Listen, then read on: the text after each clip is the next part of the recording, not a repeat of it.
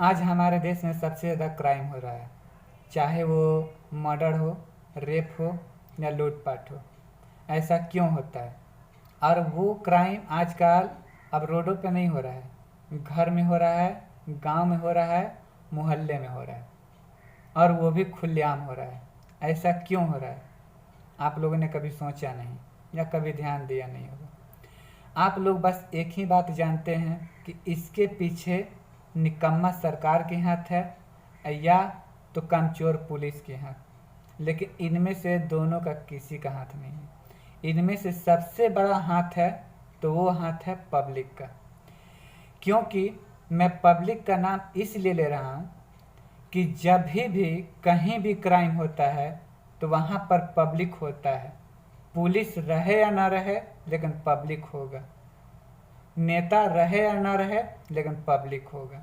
जब public palace में कोई क्रिमिनल आता है और क्राइम करके चला जाता है, जैसे कि मान लीजिए कि हम छोटा सा एक एग्जाम्पल लेते हैं कि कोई अपराधी आपके मोहल्ले में आता है और लूटपाट कर चला जाता है। तो जब वो लूटपाट कर रहा होता है तो उस समय आप क्या करते हैं? आप अपने बचाव के लिए घर के साथ साथ अपने आंखें बंद कर लेते हैं, जिसके कारण क्रिमिनल का क्या होता है, मन बढ़ता है और हिम्मत बढ़ता है।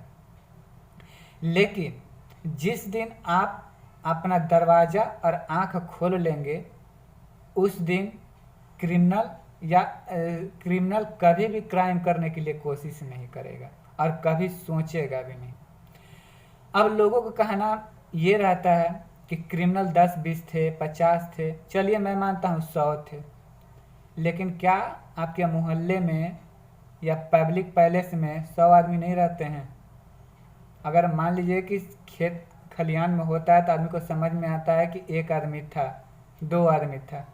लेकिन मेन टाउन में, मेन मोहल्ले में, मेन बाजार में, मेन चौराहे पर किसी तरह का क्राइम होता है और आप उठकर यूट्यूब बनाते हैं, उतना हिम्मत आ जाता है। यूट्यूब बनाने के लिए हिम्मत आ जाता है, टकाटक बनाने के लिए हिम्मत आ जाता है, और उसके बाद से मीडिया वाले आ जाए तो सरकार के बारे में और पुलिस के बारे में गलत सलत गाली देने के लिए हिम्मत आ जाता है। लेकिन वही क्रिमिनल अगर आपके मोहल्ले में आता है तो आप लोग का आवाज़ बंद हो जाती है। अगर वही हिम्मत अगर आप दिखा दे क्रिमिनल के साथ, अरे 100 ही आए होंगे ना, लेकिन आपके मोहल्ले में क्या 100 ही आदमी रहते हैं? अगर आप सभी मोहल्ले के लोग मिल जाएं तो मोहल्ले से बाहर भी नहीं निकल पाएगा। और 1-2 बार ऐसा कर दो तो सारे मोहल्ले जागरूक हो जाएंगे और दूसरे बार क्राइम बंद हो जाएगा।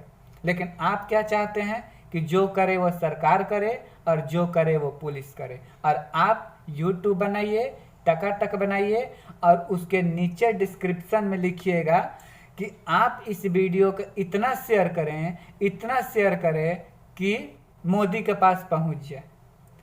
एक बात बताइए, अगर हम मोदी के पास वीडियो पहुंचा भी देते हैं, चलिए मान लीजिए मैं पहुंचा भी देता हूं, तो क्या मोदी का वही काम है कि आपके गांव में आकर चौकसी करे, चौकीदारी करे या आपका बॉडीगार्ड बन के घूमते रहे?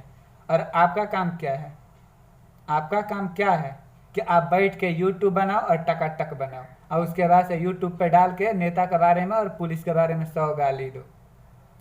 अगर इस तरह से करोगे तो कभी भी क्राइम खत्म नहीं होगा और क्राइम और क्रिमिनल की संख्या दोनों बढ़ते जाएगा। अभी अपने देश में सबसे ज़्यादा क्राइम है वो है रेप। रेप भी बढ़ते जा रहा है। सबसे ज़्यादा आज जो खुलेआम हो रहा है, पहले के टाइम में मर्डर होता था, सबसे पहले चोरी होता था, डकैती होता था। अब के टाइम में शौक से लोग रेप कर रहे हैं। इसके लिए प्रशासन भी कुछ नहीं कर रही है। कोर्ट तो छोड़ो, अगर कोर्ट अगर इसके बारे में कानून निकाल देगा तो फिर उसका पैसा कहाँ से इनकम होगा? अगर कोर्ट अगर निकाल दे कि हाँ, अगर किसी भी रेपिस्ट को अगर फांसी पर दे चढ़ा दिया जाए तो फिर उसका इनकम कहाँ से होगा? वो तारीख पर तारीख किसको देगा? तारीख पे तारीख देगा तभी तो आएगा ना पैसा। वकील कमाएंगे, जज कमाएंगे, इसी सब क्रिमिनल से तो कमाई होती है उन लोगों को।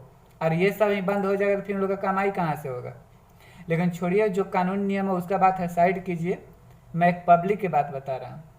रेप करने वाला कोई ना कोई मोहल्ले का होता है, कोई ना कोई पड़ोसी का होता है या किसी न किसी घर के होता है।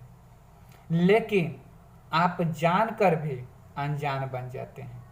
लेकिन जिस दिन गांव वाले या मोहल्ले वाले सोच ले कि हम अपने इलाके में रेपिस्ट को नहीं रहने देंगे, उस दिन किसी का हिम्मत नहीं होगा रेप करने के लिए। अगर कोई ना कोई रेपिस्ट किसी न किसी मोहल्ले का होता ही है, तो आप उसे पकड़ें और उसको उचित से उचित सज़ा दें। सज़ा ऐसा दे कि वो खुद सुसाइड कर ले। अब ये किस तरह का सज़ा होना चाहिए, अगर आपको ये वीडियो अच्छा लगे तो मुझे बताना, फिर मैं बताऊंगा कि रेपिस्ट के साथ ऐसा क्या करें कि वो खुद सुसाइड कर ले और आप भी बच सकते हैं।